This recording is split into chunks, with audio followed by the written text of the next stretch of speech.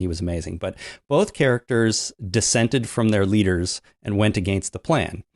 Daryl drove the truck into the sanctuary when he wasn't supposed to do that. Mm-hmm. And Simon killed all of the scavengers and generally didn't want to save anyone at all, which is not part of Negan's plan or what they were all about. Both of them, Simon and Daryl, tried to recruit others from their group to join their little rebellions. You know, Daryl was trying to get, or had Tara on board there for a bit. And Simon was, of course, doing that. He was trying to recruit Dwight and so on. And ultimately, they both had physical conflicts with their leader. Simon and Negan had a fist fight, and Rick and Daryl had a fist fight. And I thought, well, this all parallels each other really interestingly. And I started thinking about it, and I realized that I loved watching all this stuff with Simon, and I kind of hated watching it all with Daryl for some reason. And I started wondering why. And all I can think of is Simon was sort of new and fresh, and Stephen Ogg did an amazing job, and he was super entertaining, and all that worked really well. I think he had some of the best dialogue all season. He did a lot of talking, and he was always entertaining in what he said. And Stephen Ogg seemed to have so much fun playing that character that you couldn't help it sort of rub off a little bit, or at least I couldn't. You know, I just got into it and I enjoyed it. And with Daryl, it's kind of old, boring Daryl. He barely factored into many of the episodes. You know, I feel like I couldn't even, list how many episodes he was in. I don't know. He was always mopey. He mumbles everything. He barely says a word here and there.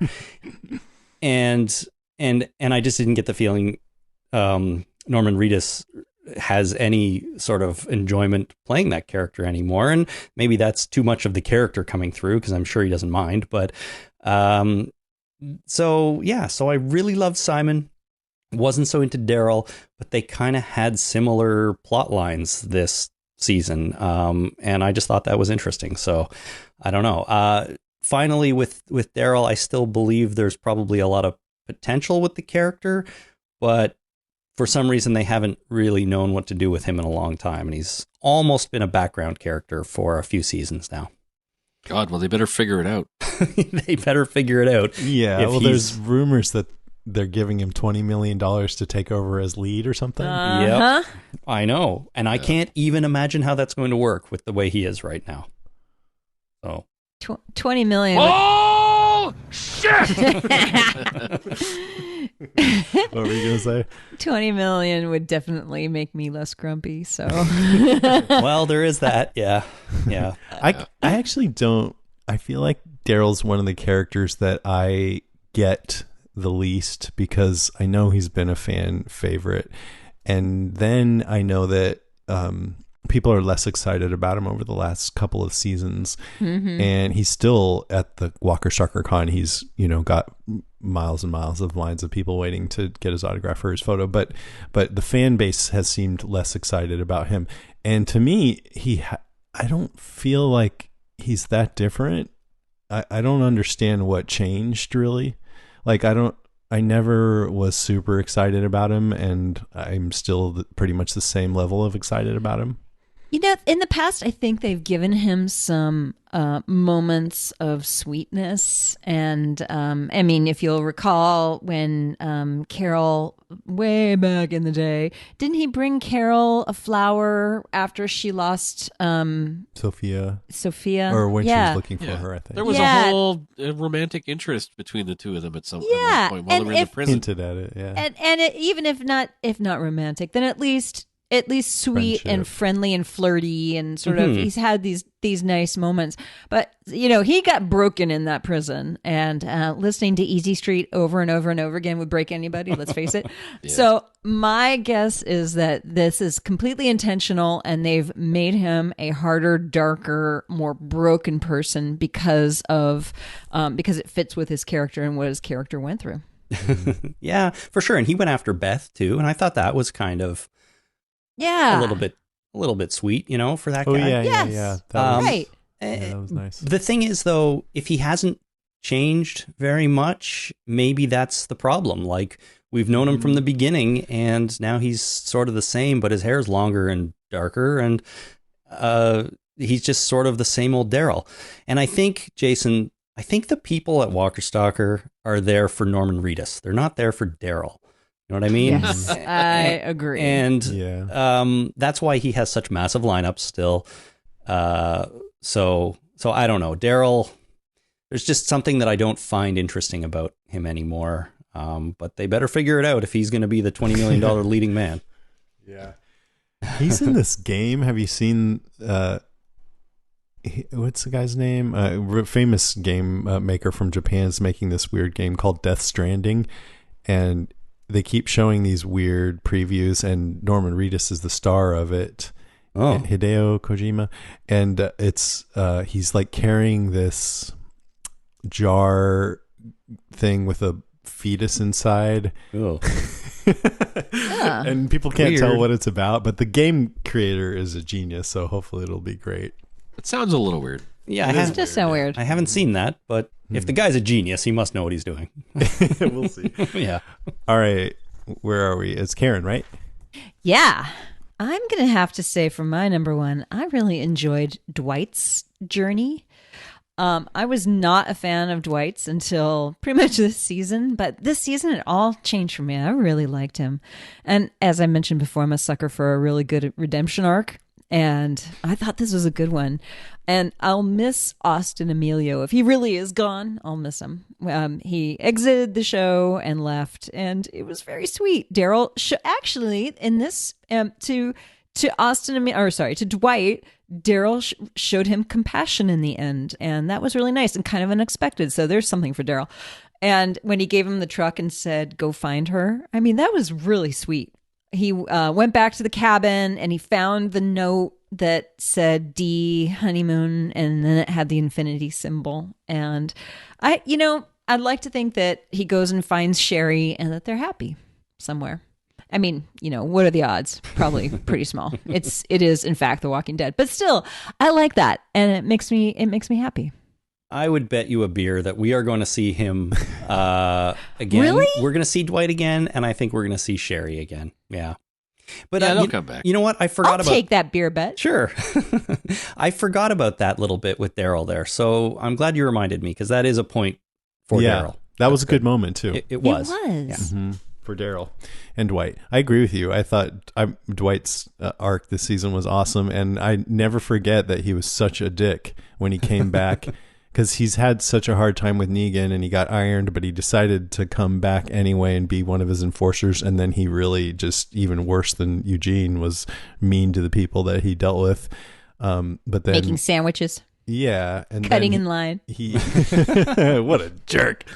Then he decided. Then when Sherry left, that's I think when he turned to decided this wasn't the place for him, and so we got to see him be a traitor this whole season. And even though a lot of people on our side hated him, he stayed strong with it. And I don't know. I just like the actor too. Austin Emilio did a good job with that. He did a good job. Yeah, and I didn't like the whole swamp crossing scene. I thought that was kind of dumb. But after that, immediately following it is when Dwight proved himself to Tara, remember, about being on their side. And I actually really liked that part.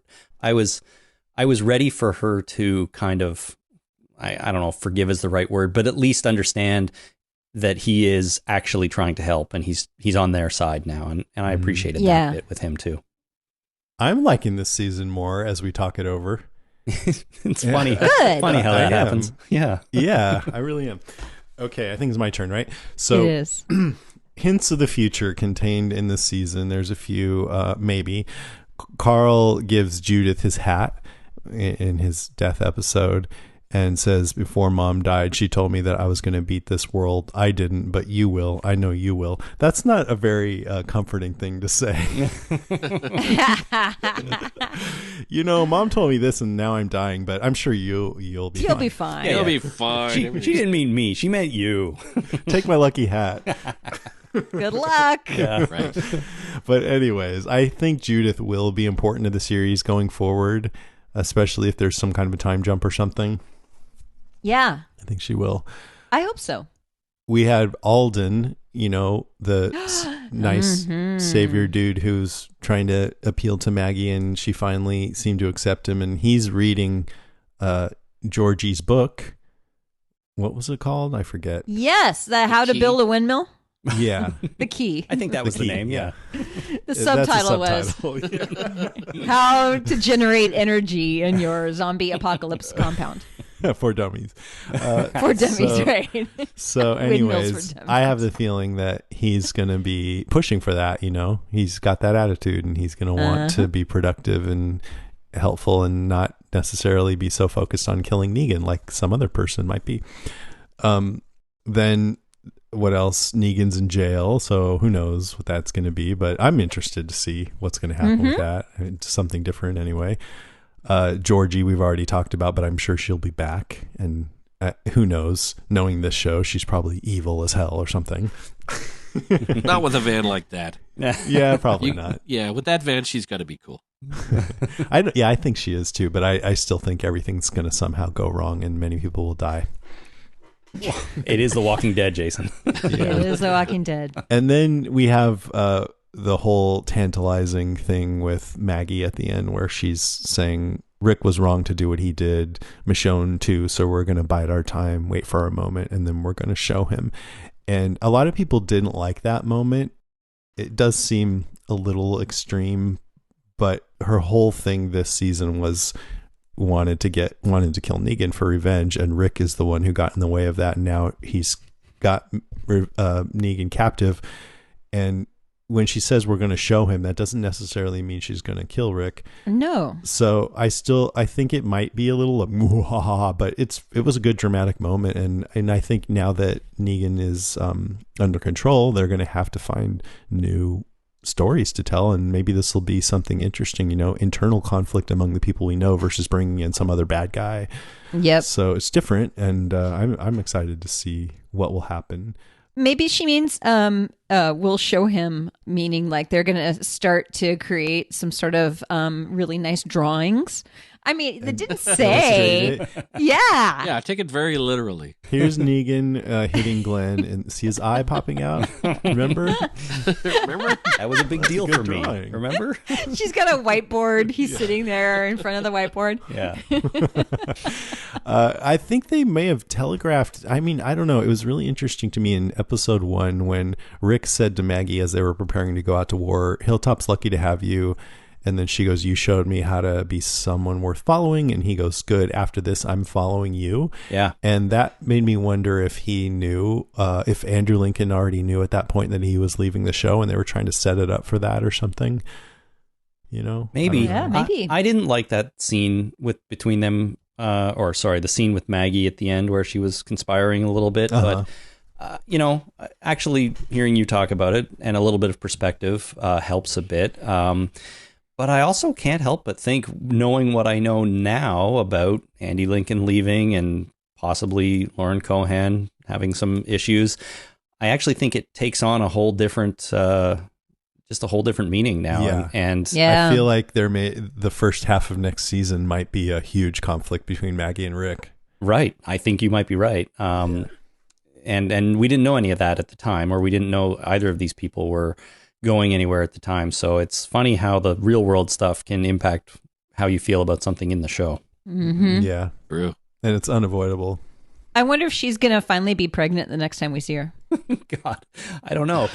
Well, I wanted to ask you guys what you think the possibility of a big jump into time or a time jump into the future is, and how long do you think it's going to be? And that's sort of one of the things I was thinking about. Either she's finally going to look like she's pregnant, or the baby's already going to be born. If we jump way ahead, right? Yeah, because I think people know, we're talking about it in the news that, Andrew Lincoln has said he's leaving, and we know that Lauren Cohan got this ABC show, so chances are she's not going to be around either past the first half of next season. So I didn't think about her being pregnant. That makes me want there to be a time jump even more, because she needs to have that baby and give it to somebody and not lose it. Right. I would love a time jump. I would love a 5-year time jump into the future. I think that would be great. And I think it would be important for the show because you could do things like bring in new characters and get rid of some people if you wanted without any questions asked. Like you don't have to do anything other than, a throwaway one-liner to describe what's going on. Well, yeah, but you might think you can do that, but people would ask those questions. If suddenly we're 5 years in the future and Jerry's not around anymore, people are going to be pissed. Well, people would be pissed, but that's where you have a whole web series that they produce in order to describe that kind of stuff. Adventures of Jerry. Yeah. The Adventures I like of it. Jerry. I like it. I'd watch it. Totally. And his axe. Yeah. All right, man. That's it. We don't ever have to think about season 8 again. Done and done. We're done. Check. Thank you guys. So wait, I wanted to ask first, Jason, if I'm curious, if Walking Dead ends at some point, we assume it will at some point, then will you keep podcasting about other things or will you wrap it up? I've already got some ideas. I think that, yes, I would like to keep podcasting. I would like to, first thing I'd like to do, and Chris and I have talked about this, is to go back and do a retrospective of the entire series. So when I watch television kind of weird. Every time a new season of a television show comes out, I usually go back and watch the entire series up to that season. So, for example, Game of Thrones, for the second season, I rewatched the first. For the third season, I watched the first and the second. For the fourth season, I watched the first, second, and third. And I do that for everything. I have never rewatched an episode of The Walking Dead after the couple of times I watch it before the podcast. I feel like I'm saving that. I have never gone back. I've never rewatched season 1, 2, 3. They're all kind of vague memories for me at this point. So I think after when this show does end, it would be sad, but I'd like, first of all, to do a retrospective. And after that, I usually come up with an idea a week of a decent podcast idea that probably sucks, but at least it's worth a shot. Cool. I'm glad to hear that. It's really cool. Do you do that same thing with The Simpsons? Oh, I stopped watching The Simpsons a long time ago, and I don't think I'll ever pick it up again. I'm worried about The Simpsons. No, I think they're on like 28 or something. Yeah, it's pretty crazy. Yeah, it's pretty crazy. I feel like sometimes I feel like I should have seen every episode of that. Maybe I'll sit down and watch it. And I think I calculated it out, and you'd have to. I think it was only like 10 days straight if you just is that went all? to sleep. Yeah, well, that's one of the theories as to why the characters are always the same age. Is that it's only been 10 days. They got a lot done, but yeah. Yeah. Hey, Homer went to the moon. They celebrated Halloween 28 times. 28 times, yeah. Oh, it's kind of a crazy world, but yeah, it's only been 10 days. Wow. All right. Is there anything else you guys want to say before we close it out? No, not just that. This is super fun, and it's great, and I look forward to season 9 and doing this all again next year. Yeah. That's right. Thank you so much for. Yeah, Thanks, I'm glad you guys guys. are still interested, and it was just as fun as ever to have you on. So thank you. Totally. Thank you. All right. Karen and I will be back in just a moment. There's more to come, so stay with us. And that is who? Texture. So, do you like being up on what's going down? I know I do. So, when I'm not listening to podcasts, I'm reading magazines such as, I don't know, Entertainment Weekly, Rolling Stone, The New Yorker, my favorite, Sports Illustrated, People, Time, and Outside Magazine. And you can get all those magazines and much, much more with Texture. Texture is a magazine app that is great for your iPad or your iPhone or whatever, your phone or your pad, your tablet. Android works too, yeah. Yeah. It offers more than 200 of the best magazines all in one place. And you get complete issues. You get back issues anytime, anywhere, all in one app. So you can stay connected with all the biggest stories, and there are many of them. And in fact, I recently read a magazine article. I love Outside Magazine. If you haven't read Outside Magazine, they have great writing in there. And I read this article on how to live forever about experimental gene therapy injections. And they profile a woman who's 44 years old and is doing this and basically curing death. And I'm fascinated by this recently, mostly because of Westworld. So super interesting. You'll have to read the article to find out how it works out. So to start your 7-day free trial, go to texture.com/deadcast. Why wait to start reading the latest issues of your favorite magazines? Try Texture for free at texture.com/deadcast. That's texture.com/deadcast and start your free trial. Thanks, Texture. I see. Well, I'm looking through mine right now because one thing that I think is cool about it is you can look up by category, not just by magazine. So you can find articles from different magazines. Yep. And this one is Weekend Reads. And I see one called Emilia Clarke on the messed up Game of Thrones finale at equal pay. I'm not going to read that. I don't want spoilers. I will listen to anything that Emilia Clarke has to say. Yeah, she could sit there and read a phone book and I'd be on board. And then right next to that from Smithsonian is an article called Why We Need Mr. Rogers Now More Than Ever. I saw a documentary on him recently. I want to see that. Very gratifying. Yeah. Good. Yeah. I'd love to see that. Obvious threat to untold numbers of citizens. The people it kills get up and kill. Are they slow moving, Chief? Yeah, they're dead. They're all messed up. This is a Walking Deadcast news update. Okay, some of you guys might have read, and we're not going to dwell on this too much, but there was Chloe Dykstra's Chris Hardwick's ex-girlfriend from a few years ago. She made a post accusing him of some bad behavior in their relationship, and he replied denying it. And I don't know, it's just like, what do we really want to say about it? We both thought it was worth mentioning because it's a big piece of news about something, that Walking Dead fans, Chris Hardwick is Mr. Talking Dead. Right. But maybe not for long, so we don't know. This story is like a day old right now. So. Yeah. Well, I mean, what do you think? Do you not want to really comment or? I surely don't. Other than to say that everybody gets to voice their truth. And I support everybody voicing their truth, what's true for them. Yeah. We'll see. It's we'll like see. I said, the story's only a day old, so we'll see what happens. We'll see what happens. I know Nerdist, which I didn't realize this, but he sold Nerdist a few years ago, and they had him listed as its founder on their bio page, and they took any mention of his name out of there. And I think they're just like, oh, it's the Me Too era and something came out, we better, just in case. I think they even said as much, it's pending investigation. So I'm just saying that it's not like they necessarily know anything. They just, don't want to risk it. But we'll see what happens in the upcoming, potentially there could be some huge ramifications for this or maybe not, but we'll see. Yep.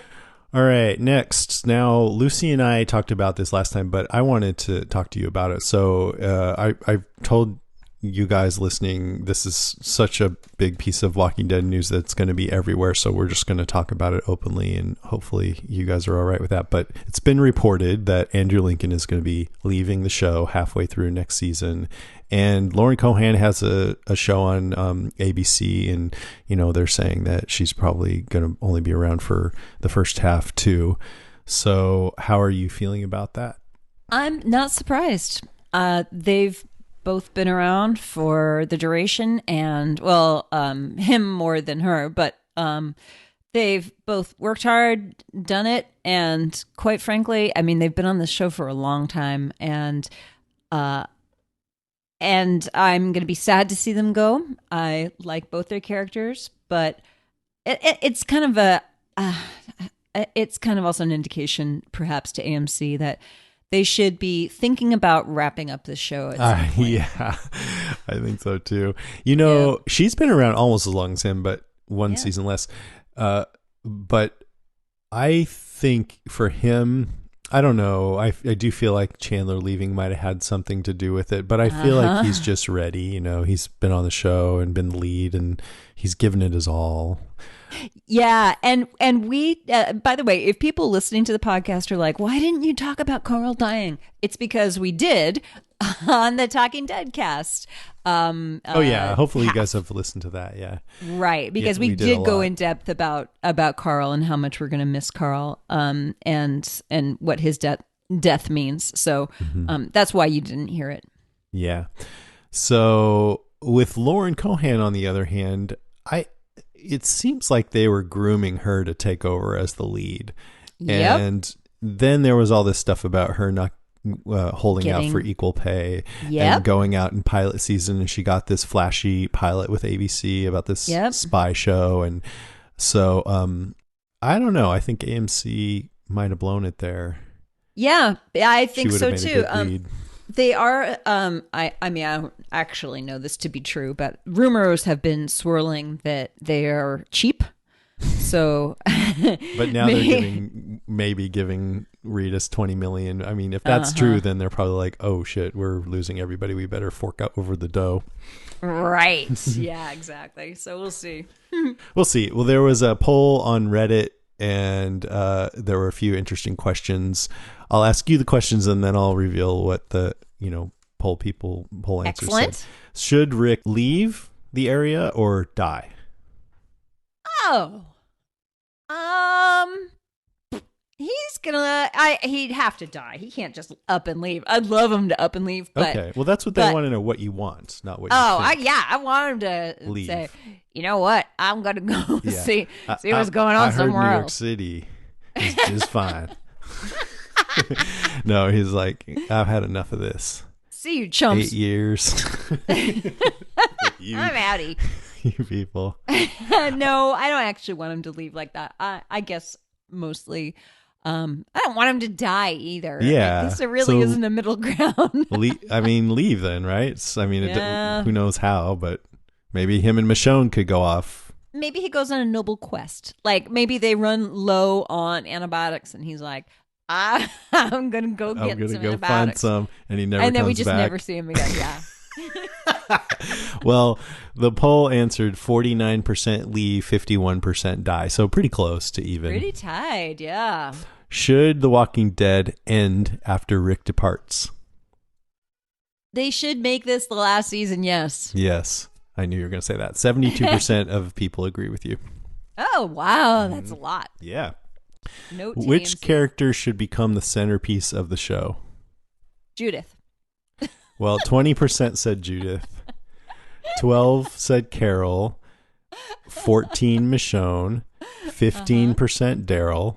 20% Judith. And 40%, can you guess? No. Negan. What?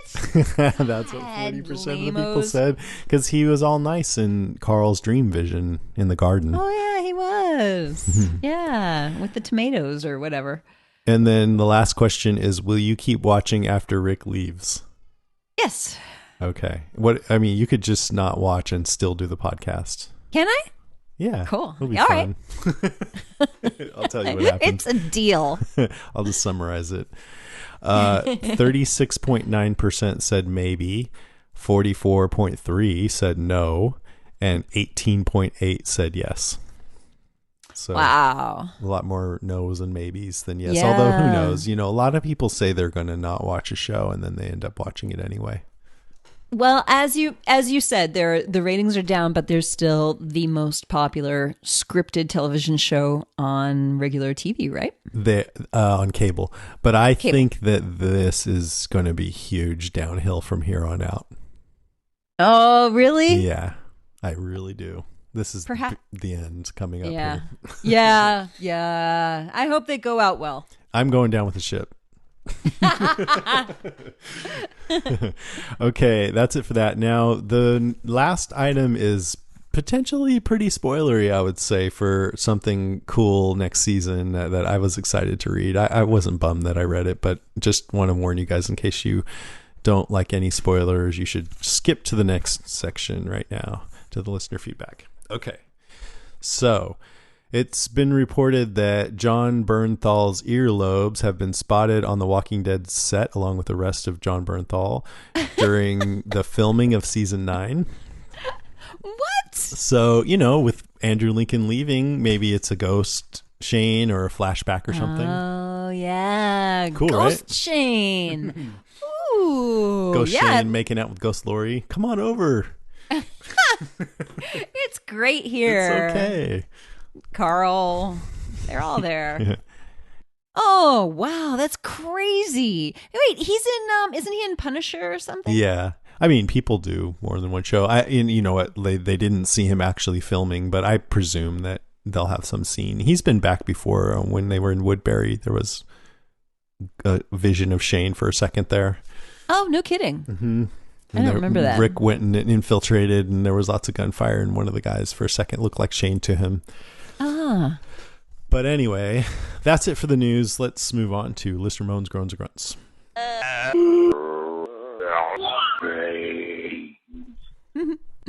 All right, this first one comes from Kylie Colvin, who writes, I enjoyed season 8 overall, but was frustrated by the Freaky Friday personality crossovers of our principal cast. Is Rick Negan? Is Morgan Jesus? Is Ezekiel Carroll? I know you talked about it on the podcast, the lack of consistent character-driven narratives as opposed to the narrative-driven characters. Hope it gets fixed for Rick's last season. Wow, that's great. I like that. Yeah. Character-driven narrative instead of narrative-driven characters. Yeah, it's great. So, yeah, we didn't really talk about Morgan that much in our top 6 and his whole thing with Jesus, but I enjoyed all that stuff too over the season. Yeah, I did. Yeah. I did as well. Mainly because I love those two actors. Right. Okay, Jim F says these crossovers were how I discovered your podcast. I've heard that from a lot of people. So no kidding. That's mission cool. accomplished. That's cool. Yeah. They're fun, but also that was one thing we wanted to do is just expose each other to each other's audience. You know what I mean? Yeah. He goes, sounded dirty. I think it was the season 2 crossover. If you look at your podcast art right now, you'll see a photo of, no, I'm just kidding. It was the season 2 crossover. Herschel's Infinite Shotgun era. I always looked forward to those. Sadly, I've given up on the franchise. Didn't even watch the finale. I think it's time to end both shows. They had a great run, and I thank them for the entertainment. And I thank you, dedicated podcasters, but it's over. The shark has been jumped. Even Lincoln knows it. Dark. Wow. All right, dedicated podcasters. I don't even know if Jim's listening to this. Yeah. There's the door. Don't let it hit your ass on the way out. Oh, he's not saying both our shows. He's saying Fear the Walking Dead and The Walking Dead. Yes, that's true. Yeah, and then he goes on to thank us. It sounded like he wants to move on to different shark-related Thank you, but shows. It's over. Gemma Hall writes, my fave moment of the season was Rick bursting out with a machine gun when Simon and the Saviors attacked the hilltop. You didn't think Rick was there, and then boom, boom, boom. I love any moment when Rick goes badass. That episode was super creepy for zombies reanimating within the hilltop. Poor Tobin. I also loved Rick and Negan's episode in the basement when Negan found out about the massacre of the garbage people. Classic moment. I really enjoyed the back half of season 8, and can I just say that Walking Dead without Rick is no Walking Dead at all. I'm still heavily in denial. Yeah. You're right. People are going to drop off like flies. We'll see. I mean, I'm curious to see, since I'm going down with the ship, what will happen. Yeah, I agree too. I like that moment when Negan was kind of posturing against Rick and Rick with Negan, and then Rick casually mentioned about the garbage people, and Negan was like, "What? What'd you say? God damn that, Simon." Eric Moss says, I stopped watching after Glenn died for no particular reason. Maybe it was because I thought he was saying he stopped watching for no particular reason after Glenn died. I stopped watching after Glenn died for no particular reason. Is there any reason to keep watching? I feel the formula has become dull and repetitive. Can't argue with that too much. I mean, if you're listening to this, I do feel like, man, there were a lot of great moments this season, and good acting and everything, but this is the key here: is the formula has become dull and repetitive. That's the problem. That is. In a nutshell. Thanks, Eric. Nick Poblaki says, little plot spread out way too long. Bad action. Poor gun scenes. Please hire a professional to work with the crew. And overall, the worst season of the series. With Bald Move giving up, this podcast is the only one I listen to for Walking Dead coverage. Glad to see your enthusiasm is still there. Kudos. He writes, as I just got done completely knocking the show. Sorry, I'm glad Nick. you like it. Did you know Bald Move isn't doing The Walking Dead anymore? I did not. What are they doing now? Well, they have a ton of other. Oh, okay. Yeah, every good show. Yeah, but I didn't really mention that, but I love those guys, and I was bummed, but I don't blame them because they obviously hate the show so much. But it was really cool to have a podcast out there that's so different from ours. I mean, they were super critical, but also just really smart and funny and in depth, and I would listen to them occasionally, and I consider them friends. So it's kind of like sad to see them drop off the Walking Dead landscape. You know, there are, as I mentioned before, we're in a golden age of television. Yeah. So there's a lot there's a lot of places you can go with podcasting. And so I do not blame them for saying, okay, that's it. This is a sucky show that's not engaging us. We're going to talk about things we love and want to talk about. And they are out there. Yeah. And it's a brave move for them because they do this as a living. And I think that was probably their most popular podcast. Oh. But I'm sure they'll be fine. And yeah, wish them the best. And we, I work with them occasionally. Aaron was on our Legion podcast this year, and I hope to have him back again. Okay. Megan Gushalax says, wait, is it my turn? Yeah. Okay. Megan Gushalax says, I enjoy parts of season 8, but it was pretty all over the place, especially when it comes to Rick. I'm happy we reached a conclusion. That's what you said. Still not excited about the manufactured drama brewing at the hilltop, but hopefully it doesn't come to much. That being said, I really enjoyed your coverage of the season. Smiley face. Thanks, Megan. That's nice. That's really nice. She's really cool. I talked to her on, she messages every once in a while. Ah, that's nice. Elizabeth Nikolaevich says, all downhill since Alexandria. I've been to the mountain and I hear the fat lady singing. Well said. There's a theme here. Sarah Larkham says, I like the meat grinder zombie kills. It just tickled my zombie brain. Me too. The all-out war was too long. It could have been settled by the mid-season finale. Yeah. But it took last season, whole season to get resolved. I would have liked the season more if they spent more on world building than the fight against the saviors. I would give it 3.5 meat grinder zombies out of 5. Still not bad. Yeah, and by the way, the zombies this season look great. They always do. Obviously, yeah. Yeah. Susie Kolskar says, overall, I like season 8, but I think they spent too long getting to the end game of all-out war. Carl didn't need to die, and I hated that. I am also not sure how I feel about the very end with Maggie, Daryl, and Jesus. I'm still a loyal fan and will continue to watch, though. Looking forward to the podcast. Thanks, man. Thanks, Susie. Brian White says, there were a few good moments, but thinking back on it, it's hard to separate season 8 from 7. Just felt like one long season. God, that's so true. Mm-hmm. Yeah.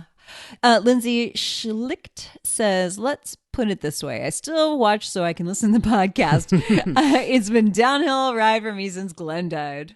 Wow. Yeah. And Bianx Vargas says, Walking Dead season 8 seems like a lifetime ago. Oh my God, it's so true. It took us a long time to do this crossover episode with the Talking Dead cast guys. Yeah. I'm glad we did, though. Yeah. Always. Thanks. Next episode of this podcast will be in a